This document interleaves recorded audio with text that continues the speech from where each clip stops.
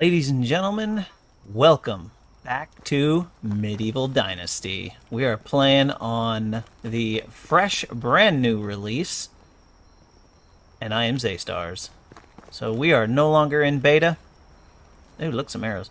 We are in the full release, and today's events are going to start with delivering this crate of rye to Dobroniga. Everybody should be waking up and walking around here shortly.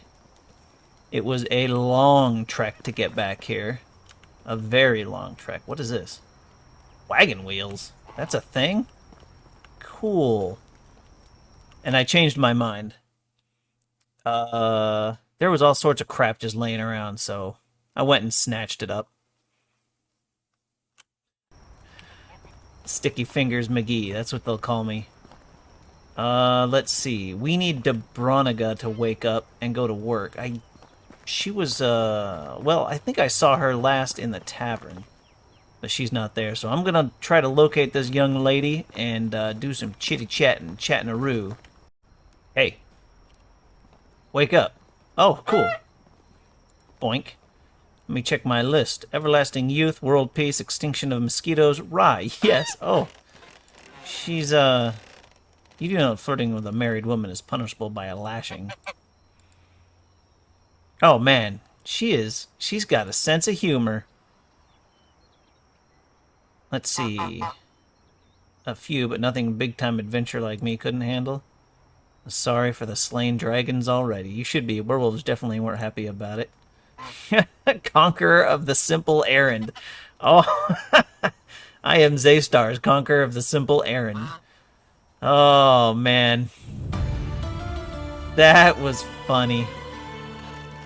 That was too funny. All right, Unigust. Welcome. How you doing, buddy? Oh, It was he's nice busy. seeing you. All right, well, we've got all of that done, so let's run back to his house. And, wait, someone else in town had a mission for me. You? Alwyn. Alwyn. Oh, yeah, I remember this guy. I came here from the south. I'm looking for a new place to start. No, I don't think... Oh. Let's see. Can I help him out? It may seem petty, but I'm really tired of my mother's conflict with her son Dalibor won't leave my little sister Olga alone. I understand it's just a game for him. After all, when I was his age, I played with Dobromira, his older sister. I pretended to be a knight, equipped with a stick.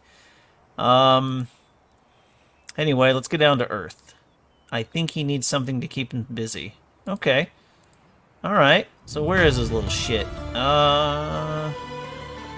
Here, let's switch to tracking Alwyn's story. Here we go. I think I need a stick for this kid, so let's do that. Oh, apparently I had a few sticks already. Alright, you little brat. No. Are you inside? I'm just gonna kick this door in. Hey, you little turd, wake up. You look very strong and strapping. Yes, here, take this so you can learn to fight. I am honored. They spelled honored wrong. Oh, that's because this is an European company. Certainly excellent practice. Give stick. To surprise your opponents. And do you know what knights do besides fighting battles? They ride horses. This as well, but most of all, they protect the ladies. Really, sounds like a lot of work. Yes, the most important principle of chivalry. Thank you for the sword, not a knight. Now I'm going to defend those in need. Alright, little bastard has been dealt with. Let's see if... Alwyn. Here we go. Someone put your fire out, dude. You saw him running around the village with a stick. You must have an amazing gift of persuasion. You gave me an idea with that stick and story about being a knight. By the way, I got this bread from... Oh, yeah! Got some bread. Castellan's wife makes him in the local tavern. Oh. There we go. Wait till next summer for Alwyn's story. Okay, so let's jump back to Unigast. I'm supposed to go talk to Sobomir, or Sambor. But let me run back to my village here, and I'm gonna see if I can't, with this hoe, put together a little bit of farm action for old girl to do things with. So she doesn't feel too useless. Where would I even put a farm? Oh, I have a shovel now. I could shovel up some of these trees. You know, I don't know if I want to bother. Are you in here? Hey, lady. How are you?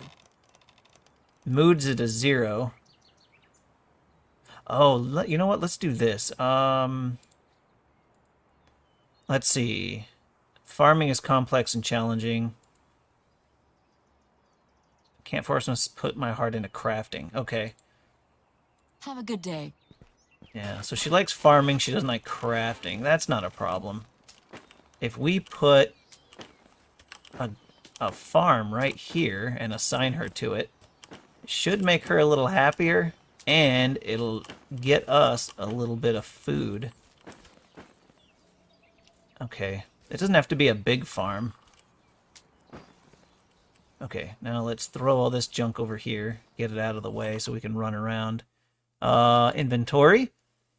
We are going to grab all of the sticks, and let's drop almost all of them, just in case I need them for building the farm. All right, handcrafting, building. Here we go. Where is it? Services, house, extraction, hunting, farming. Let's do a field, and we'll go here. Oh, that's a weird angle. Why is it...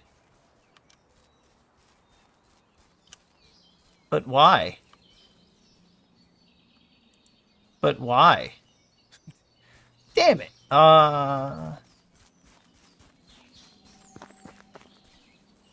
could put it right here. Let's see. Where'd that go? No, not handcrafting.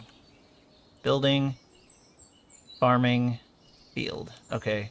So if we go here and go like that? Okay. Oh, here we go. Fields are arranged in tiles. Every single one can hold 3 different... Okay. Wait, what? Every single one can hold up to 1 different plant type. Fields are required. Like grubbing, fertilizing, plowing, sowing, gathering vegetables, harvesting grains. Okay. Now, if I go to Management, Demroka, Open Details, Workplace. No, I can't assign her to the farm.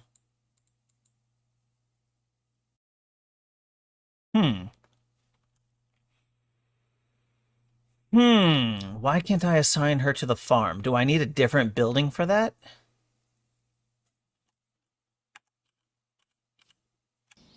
What building would that be? Certainly wouldn't be a woodshed. Oh, is it a barn? Do I need a barn? I assign her to the barn in order to get farming. So I need to do farming in order to get the points that I need. Oh, bollocks. Okay. So I can have her start doing extracting. I can put up a woodshed and then assign her to that. That'll at least get her building or knocking down some trees and stuff. Yeah, I'll probably do that. I wonder if I should go talk to Sobamir first, though. How much food do I have? And get rid of some of this other stuff, too. Let's see. That gives me 55 food. Oh, I've got this meat.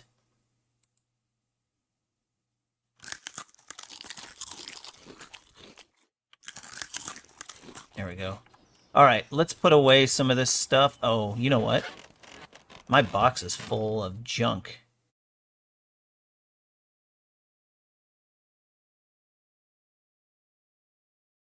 Maybe I'll go make a woodshed. Let's go make a woodshed and give her something to do. We'll put it out here a little bit. Yeah, we'll put it out here a little bit. Building, extraction. Oh, I need one more log.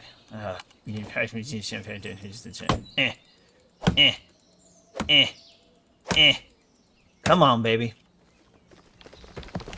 I'm gonna need a lot of stuff for this. This is what I wanted to do, but I need her working so she gets happy. Oh.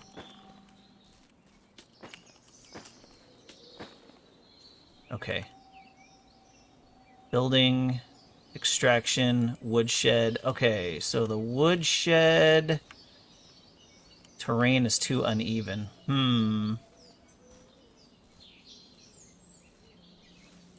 I think I've got too much junk in my trunk. Let me drop a couple of these logs. Oops. Okay, that's got me moving a little bit faster. So now building, extraction, woodshed.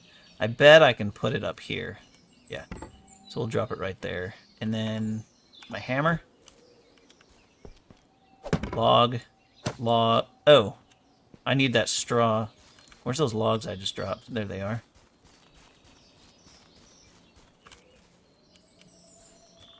Okay. We're going to do this, and then we are going to assign her to this to get her working. Okay, so I need 8 straw. Boom!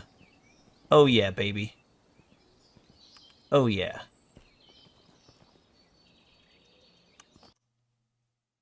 Management. Demroka. Assign workplace. Woodshed. What are these icons? Lumberjack extraction.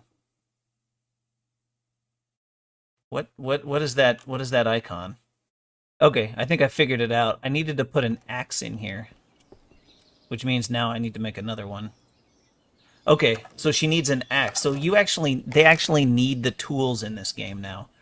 Before they didn't. So let's see what that does. Hopefully she's happy. I'm going to go get a drink of water, take a bath, drop all this stuff off, then we'll head up to see Sambor.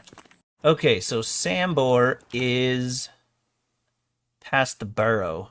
So let's run through Barrow, and then we'll head north. I kind of want to see what's in this town.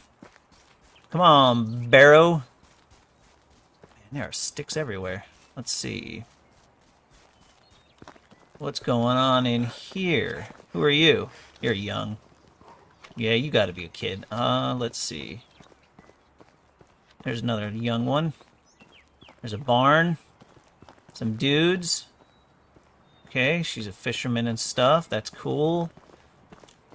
We're kind of on a mission right now. Matilda, Barham, Inga, what do you got? Inga became my wife in a previous game, so let's see. Okay, you do eggs, animal feed, feathers, manures. Good, good, good, good. Hello there. You're 20. She's not looking for a partner, but I heard the travelers you sit by the campfires do. Oh, so I can't woo Inga anymore. Oh well. That's okay. Am I going the right way? Yeah, we'll hang a right at this road. What are we gonna encounter? I just do not know.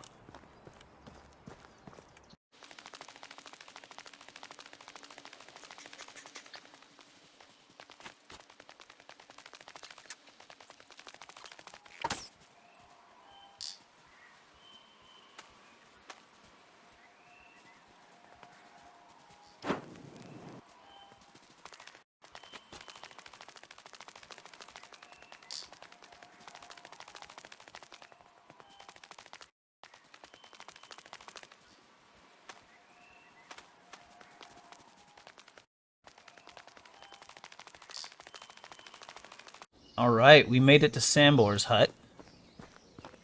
Hey, there he is. Hey there, one-eyed Sambor. Let's see, wait a second. Look me in the eye and stop shivering for crying out loud. Bah, black and blue, you're Jordan's family, aren't you? Yes, my name is Rasimir. How do you know that? I was talking with Unigast. He told me you were part of the Reminders as well. Oh, funny. The pack, the one with Unigast and Jordan?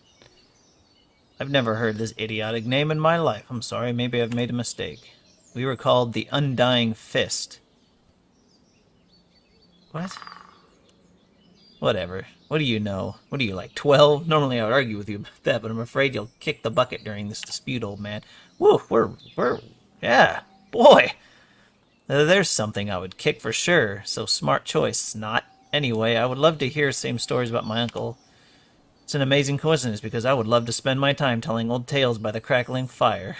No, leave my property and forget where it is. Oh, come on, it'll only take a moment, a moment, really. Just tell me, what was my uncle like? How did you become part of the Undying Fist? You don't know what we did. Oh, question mark. Unigas didn't get to that part yet. Alright, but be quiet and try to be less annoying, Where should I begin? Right, it all started when Jordan left home. He was 18 at the time, if I remember correctly. That clever bastard was always too big of a fish for his birthplace, and he knew that. Left as soon as he could, but cleverness at such a young age always means two things, being arrogant and hot-headed. His plan was to set out on a big adventure. That's it. Pretty detailed, huh? A path like that is paved with skeletons of young idiots. But none of them was Jordan. Either way, he was wandering for days.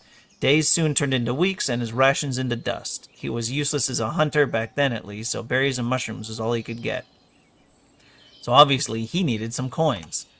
He came across a manor with orchards so vast they seemed like an ocean. Jordan hired himself there. A week of backbreaking labor he passed. His hands were covered in blisters, skin red from the scorching sun, knees pulsating from pain. You're an amazing storyteller. Shut up. Do you want me to finish? Where was I? Oh, right. He was exhausted from all the strenuous work he'd done, went to the lord of the manor with a smile on his face to collect his payment. His stomach was already full with fantasies of all the delicious treats he was dreaming of buying. And all that was ruined by the hand of the lord holdings a couple of lousy coins. Oh, jeez. Jordan was furious. That was merely a fraction of the pay he was supposed to acquire. He started shouting at the lord, demanding justice. Peasants were just flies to the lord. Disgusting, replaceable insects. And what do you do with a fly which buzzes too loudly? Both of the lord's palms struck Jordan's ears with the strength of an ox. Jordan fell to the ground stunned, and the lord's guards threw him out of the manor like garbage. Stealing that few pathetic coins while doing so, if I may add. It wasn't until evening when Jordan regained his hearing, and with it came a fervent thought, the thought of revenge. Oh, geez. Your uncle was quite a capable fighter when I met him 10 years later, but he wasn't back then. He knew the guards would massacre him if he came close. So he needed to find another way to fulfill his vengeance. Jordan was always ambitious, but that hatred fueled him like nothing before. What came later was me becoming bored of this conversation. Go away. I can do whatever I want. I have things to do. What things? I'll do them for you. I'll do anything. Okay.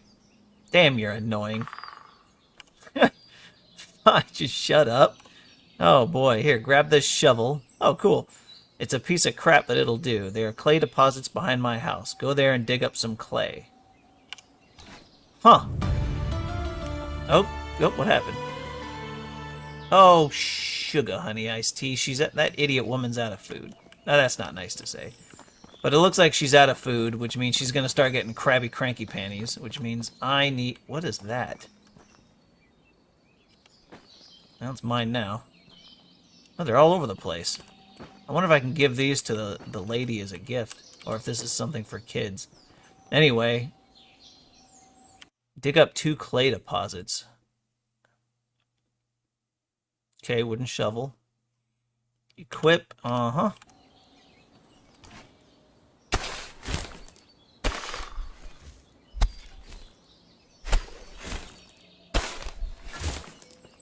This is riveting.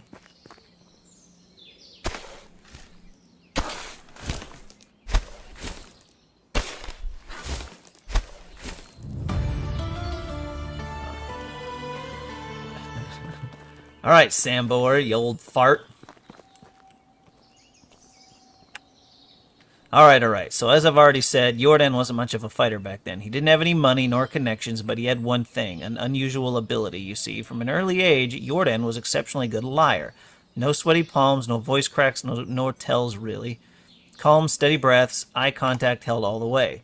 He eventually managed to handle any kind of pressure, even in the craziest of situations, but it wasn't that at first. He felt no pressure no stress at all. He was as natural for him as breathing. He had no remorse. He came up with a plan so immensely moronic and unrealistic that it's really hard to believe that it worked so perfectly. At first, he convinced the nearby town's tailor to sew him a whole set of clothes worthy of the most wealthy nobleman. The finest of fabrics, silken threads, you name it. Horrendously expensive. So how did he manage to afford it, you may ask? It's simple. He didn't pay for it. I said, what? Jordan wasn't a thief. Not in the traditional meaning of the word, at least. Apart from that, did I finish the damn story? While wearing his new clothes, he traveled to the castle of the king of that realm. And entered it.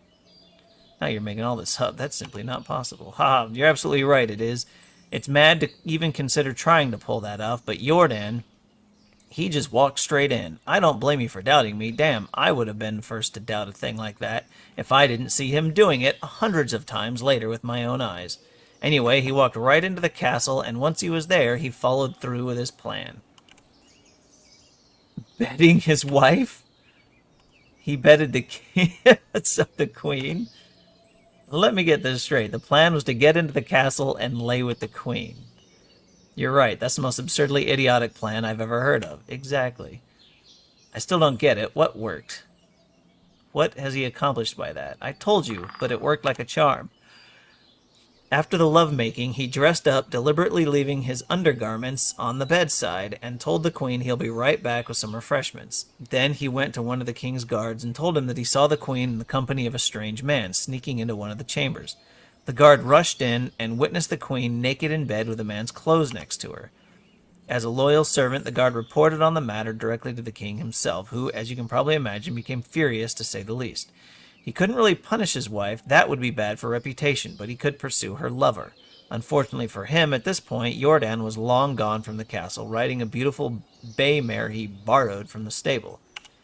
You see, the king didn't catch the filthy seducer, but it didn't mean he couldn't track him down and find him. To do so, the only track he could follow was the one thing Jordan left behind. Except his undergarments and a pleasurable memory for the queen, his name. Not his real name, of course, the name he used when introducing himself was the Orchard Lord.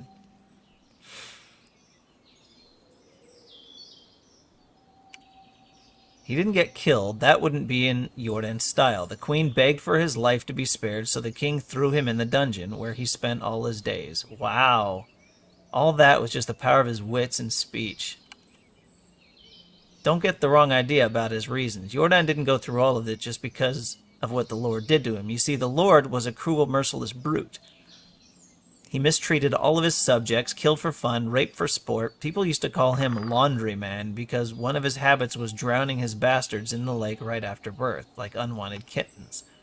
Jordan needed to stop him, and he did, but that's not the end of the story. After the Lord's capture, someone had to take his place. He didn't have any rightful successors, but then, with just an uncannily perfect timing, came a distant cousin of the Lord, a charming young man with 2 different eyes. He easily acquired all possessions of his sentenced relative, but Jordan didn't want any of that, not for himself, so he took only 3 bags of coins from the treasury and left everything else in the hands of the peasants. They were elated. He still probably worshipped there, I can tell you that. Why 3 bags, you might ask? That's easy. 1 for the tailor, 1 for the stableman he took the horse from, and the last one for himself, with the exact amount of coins he was rightfully supposed to earn for his work on the orchard. I told you that Jordan wasn't a thief, and that was it. He mounted his beautiful mare and left the realm, continuing his adventures. At least, that's the story he used to tell us. Nothing of that may be true, but that's just how it is with Jordan. I've never met anyone else like that. Don't get me wrong, he had his flaws, but the things he could do, his tongue wasn't even silver. It was made out of pure gold. Oh, I thought it would be obvious now. On the day Jordan's mission was born, he knew that the spoiled, rotten elites like that were scattered all around the world, draining life and dignity from the land, working simple folk, and that he was capable of stopping them, to some extent at least. So that's exactly what he started doing, overthrowing corrupt lords and giving back to the community. Huh. Well, it wasn't like, I guess you could say that. So how did you join the pack? Jordan was working solo until he met Unigost. The rat's agile fingers could work where Jordan's tongue didn't, and then they needed someone with other talents they were lacking, like strength, manliness, bravery, independence, gallantry, integrity. So they recruited the best there was.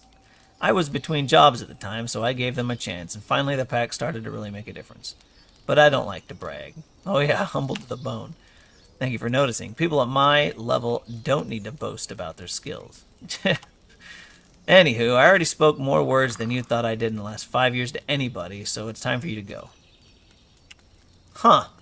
Yeah, I don't care. Leave now. And in return for giving away my location, deliver his delicious meal to Unigast. It's his favorite. A knuckle sandwich? No, sir. Of course, sir. I'm on my way, sir. Oh, that was ridiculous. Alright. What you got here? Stone knife? Alright. Oh my god, that took all day! Alright, well, I guess I'm gonna run back and locate some food to put into the thing, because that lady ate all the berries already. Oh my gosh. That was crazy. There used to be a completely different mission here, so it's pretty cool to see that they updated things for people that play the game, huh? Oh my gosh, that was crazy. Alright, looks like Jordan's out by the fire. Or Unigast. Alright, talk to Sambor. He's a real sweetheart. Yeah, sweet like a jar of honey. I see. He did tell me about my uncle, though, and story about the Lord of the Orchards. He has some unexpectedly good stories, doesn't he? Yes, he really does. I was downright astonished. A great theater genius trapped in the body of a bear wrestler. He actually asked me to give you something. One time, went without, a year without speaking a single word, but when he was sitting by the fire, he remembered some anecdote, laughed out loud, and began his tale. Went from a total mute to the master of ceremonies. The narrative was so gripping, it was hard not to listen. He even did voices, but after finishing, he became silent again. Huh. Really? And what was that? A knuckle sandwich. Yeah, that sounds like Sambor. Oh, sure. I love people punching me in the face around the valley. I'm known for it. Would you be so kind as to do it for free, though? I'm all out of my being punched in the face budget. Don't. Sambor just likes to say crap like that. I'll tell him you knocked me out cold. Just out of curiosity. What did Sambor tell you about him becoming part of the pack? Yeah. Yeah, that seems like something he would say. It's not a pleasant memory, but I believe you deserve to know the whole story. Oh boy. We didn't recruit him. Well, I guess we did. Jordan did, but that was wasn't a matter of choice. When Jordan and I started to follow his mission together, we were rather successful. Everything was going smooth, too easy even. We were doing a lot of good, putting many well-deserved smiles on faces. There was a secret guild formed by a few in the higher-ranking knights and barons. We called them the Vendors, bunch of really heartless bastards. Their most lucrative business was selling a living merchandise. Oh, they're talking about slaves. The queen was adamant about it being forbidden. Well, the Vendors had their own set of rules to follow. They caged them like cattle, mostly women and children, forced to fight rats for the poor little rations they were being given in the damp dungeons. The guild preferred quantity over quality, so they didn't care about disease. Jesus. Sometimes it took them weeks to get the dead out of the cages. Survival of the fittest, or rather outlasting of the least fortunate. It was simply horrible, if you ask me. All of the damned guild deserves a cruel and slow death, but that wasn't how we operated. Jordan made it very clear from day one we were never to take a life. Anyway, we managed to get everyone out. The carriages full of broken people. Even the horses kept their heads low, mourning. The despair in the air was even more poisonous than the stench of the rotting flesh, and in all of that we forgot to make ourselves safe as well. The mercenaries caught us and brought us to the torture chamber. Ooh, that's not good. Yeah. This gruesome place had an even worse room hidden inside. The Vendors weren't in the patient mood, so they sent their worst torturers right away. I was horror-struck, truly petrified. Could barely breathe. Jordan didn't say a word, just looked at me. His eyes were relaxed but focused, and he realized he wanted me to be calm as well, but I just couldn't. He went first. The torturer strapped Jordan to a chair and just started swinging. His fists were like anvils. Every hit drew blood or broke bones. In a matter of seconds, Jordan's face looked like a bloody pulp. The only thing poking through it was his smile. It was one of the many times I wondered if he was even human. The torturer quickly realized that he needed different tools for such a unique specimen and went to grab the blades. That's when Jordan started talking. He was making him offers one after the other, but the torturer just kept carving his torso, like he was preparing a steak to be grilled. There was so much blood I could taste it in my mouth. I wanted to pass out, just to run away from all of that, but I couldn't. My heart was pounding way too fast. Suddenly, the torturers stopped. He looked at me and back at Jordan. This was the only thing he said. If you're lying, you're going to watch me do the same to him. I was about to puke, but Jordan just nodded, so he untied us both and helped us escape. There were more mercenaries on our way, heavily armed. No one stopped us. Even they were terrified of that guy. We managed to get out in one piece. Well, we managed to get out alive. Jordan's wounds wouldn't heal for weeks, and after that, we were scarred so badly. Or he was scarred badly. It looked like he had a chainmail stitched to his skin, but we had escaped death, and his emissary became one of us. Oh, and its emissary became one of us. Oh, yeah, to be honest, the nightmares of that night never stopped. You think I wanted that cutthroat anywhere near me? I couldn't get a wink of sleep with him around for days. I was constantly watching my back. We didn't blow him off because Jordan made a deal with him, promised him the only thing that mattered to the brute, which was money. A whole lot more than what the guild was paying him, and a cut of every heist we did. But couldn't you just pay him off or run away? That's not the way Jordan did things. He was a master liar, but when he gave someone his word for real, he never backed down. Besides, as we later found out, Sambor wasn't evil in his nature. He was just a true soldier. Did what was asked of him. Jordan spent hours talking with him, explaining our rules of conduct. Sambor never broke any of them, not even once. I hope you will never have to. Oh, I probably should have read that. I've been through a lot, and after all these years, the thing I wish the most is to have a boring, steady life. Compared to your stories, a boring life sounds pleasant. Then I have a special request of you. Will you help achieve that boredom? What's he need? I need you to go to Barrow, find Ida, and get my scythe back from her. I'm trying my best to be dull, and I do appreciate your care for my lack of adventures. I'm on my way. Alright, well, I have a feeling that's going to have to wait until spring. Or fall? I think fall is the next season, because I appear to be out of time. I'm going to try one quick purchase real quick, but I doubt it's going to work. Who's in here? No, you're the... You're that guy. I was hoping some seeds were here.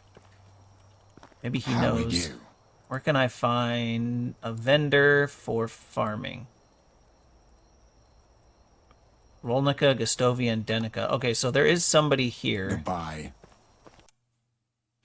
that sells seeds, but chances are they're all in bed. So we won't be planting anything this season, which I guess is fine. I'll come back next season. All right, ladies and gentlemen, with that storytelling and that running around, I think that's going to go ahead and cut this episode. If you liked what you saw, do me a favor, hit that like button, give me a subscribe, and have a great rest of your day.